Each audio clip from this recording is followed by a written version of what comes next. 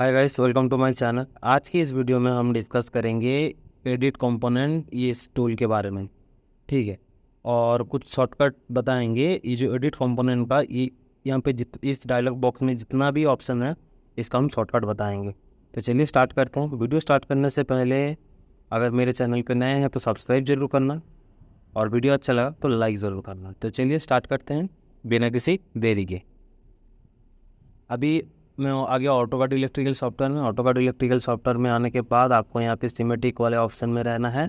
उसके बाद आपको यहाँ पे दिखेगा लेफ्ट साइड में सेकंड नंबर वाला कॉलम, यहाँ पे दिखेगा एडिट कंपोनेंट। एडिट कंपोनेंट में यहाँ पे बीच में जो एरो वाला ऑप्शन दिख रहा है ना, इस एरो पे जैसे आप क्लिक करेंगे यहाँ पे आपको स्कूट और align, move component, reverse clip component, उसके बाद आ रहा है आपका स्ट्रेच का PLC module, split PLC module, ये सब आ जा रहा है। तो यहाँ पे मैंने दो ऑप्शन पहले ही दिखाया था, स्कूट और मूव कंपोनेंट।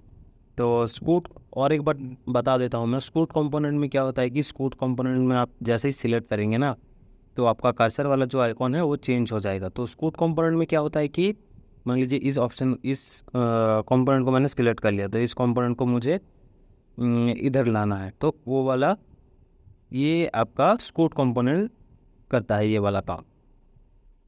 ठीक है, उसके बाद ये वाले इसको मैं इधर ले लेता हूँ और इसको मैं यहाँ पे ले लेता हूँ। तो स्कूट ये वाला काम करता है। और स्कूट में क्या है, और एक बात है कि आप ये वाले कंपोनेंट को अगर सिलेक्ट किया ना, तो ये वाले कंपोनेंट को आप राइट या लेफ्ट कहीं ले जा सकते हैं, बाकी और कहीं पे नहीं ले जा सकते हैं। ठीक है, और उसके बाद आ रहा है कि मूव कंपोनेंट। मूव कंपोनेंट में क्या है कि जैसे मूव कंपोनेंट में आप सिलेक्ट करेंगे, तो मूव कंपोनेंट में आप मान लीजिए इस वाले कंपोनेंट को आपको ड्राइंग में किसी भी जगह आप ले जा सकते हैं।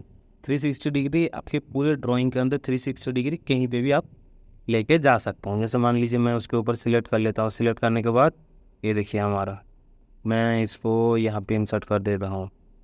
इंसर्ट करने के बाद यहाँ पे क्या बता रहे हैं हमको, ओके रीटेक या नो रीटेक। मतलब मेरा पहले जो कंपोनेंट था इस वाले रंग के अंदर था, 704 रंग के अंदर, तो उसी के हिसाब से वो टैगिंग किया हुआ था। तो जैसे ही मैंने 704 का ये जो कंपोनेंट था पहले यहाँ पे, उसको मैंने 702 में जैसे रंग में जैसे ही इंसर्ट किया, तो उसमें टैगिंग का टैग आपका चेंज हो जाएगा। ठीक है, तो अगर मैं ओके रीटेक पे टैग पर क्लिक करूँगा तो इसी के अकॉर्डिंग आपका टैग अपडेट हो जाएगा। अगर नो पे क्लिक करूँगा ना, तो यहाँ पे जो मेरा टैग था वही टैग मेरा यहाँ पे शो करेगा। तो मैं यहाँ पे ओके रीटेक कर देता हूँ। ओके रीटेक करने के बाद आप यहाँ पे देखिए 702 आपको यहाँ पे शो कर रहा है। ठीक है ना, 702 इसी क्रॉस रेफरेंस नंबर के अकॉर्डिंग वो यहाँ पे शो कर रहा है। तो फिर से मैं इसको यहाँ पे ला देता हूँ। ठीक है, फिर से मेरा यहाँ पे आ गया। ठीक है, तो ये हो गया आपका मूव कंपोनेंट। मूव कंपोनेंट में आप जानते हैं कि 360 डिग्री तक कहीं पे भी लेके जा सकता है। तो उसके बाद हम देख लेते हैं, उसके बाद वाला ऑप्शन हमारा है अलाइन। अलाइन में क्या होता है कि मान लीजिए मेरा जो कंपोनेंट का यहाँ से लेके यहाँ तक जो गैप है ना, ये जो गैप मुझे सभी कंपोनेंट को उसी तरह सेम तरह से रखना है और एक ही अलाइन में रखना है। तो हम क्या करेंगे, अलाइन वाले ऑप्शन को हम चूज़ करेंगे। फिर जिस कंपोनेंट के अलाइन में रखना है मुझे, पहले उसी कंपोनेंट को हम सिलेक्ट करेंगे।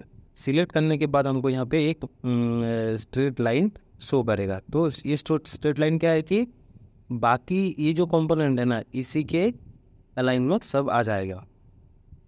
तो ये स्ट्रेट लाइन आएगा। स्ट्रेट लाइन आने के बाद हम क्या करेंगे, जिस कंपोनेंट को हम इसी अलाइन में लाना है उस कंपोनेंट को हम क्या करेंगे, सिलेक्ट कर लेंगे एक एक करके।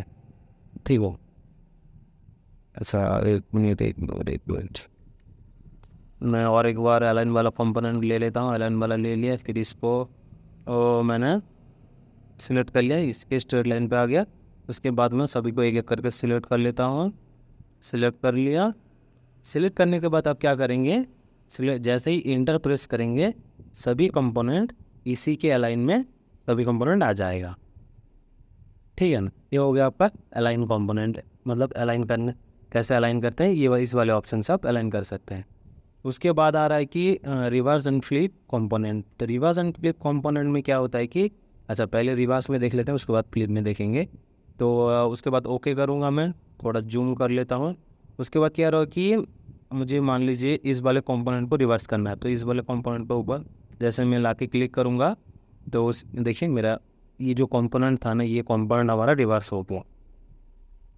फिर इसको भी रिवर्स करके देख लेते हैं। ठीक, अभी ये भी रिवर्स हो गया, इसको भी रिवर्स कर देते हैं, ये भी रिवर्स हो गया। उसके बाद हम देख लेते हैं फ्लिप वाला ऑप्शन। फ्लिप वाला ऑप्शन हम यहाँ पे चेक करेंगे, फिर इसको ओके करेंगे। फ्लिप वाले ऑप्शन में क्या होता है कि देखिए जैसे मान लीजिए मुझे ये वाले ऑप्शन को फ्लिप करना, कंपोनेंट को फ्लिप करना है, तो उसके ऊपर जैसे ही क्लिक करूँगा मैं, वो फ्लिप हो जाएगा तुरंत। करेगा, ठीक है, फ्लिप हो गया। ये बताएगी कि ये रिवर्स एंड फ्लिप कंपोनेंट, ठीक है। उसके बाद हमारा क्या आ रहा है कि stretch PLC module. Stretch PLC module और स्प्लिट पीएलसी मॉड्यूल, ये मैंने कल बताया था। स्ट्रेच कनेक्टर को कैसे स्ट्रेच करते हैं और कनेक्टर को कैसे स्प्लिट करते हैं।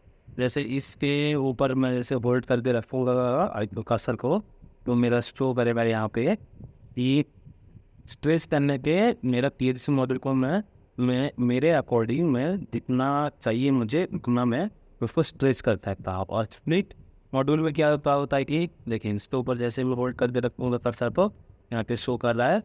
अगर मान लीजिए मेरे 0 से लेके 16 तक मेरा पीएलसी मॉड्यूल है इनपुट, तो उसको मैं 8 रखना चाहता हूँ। उसके बाद दूसरे साइड में और 8 रखना चाहता हूँ।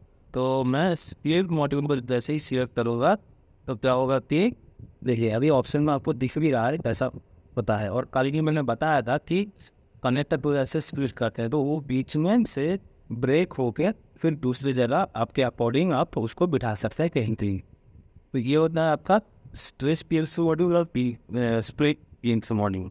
तो ये जो दो ऑप्शन है ना, ये दो ऑप्शन हम जब आगे ड्राइंग बनाएंगे ना पीवीसी का, तब हम ये दो ऑप्शन हम यूज़ करके तब अच्छे से देखेंगे कैसा काम करता है।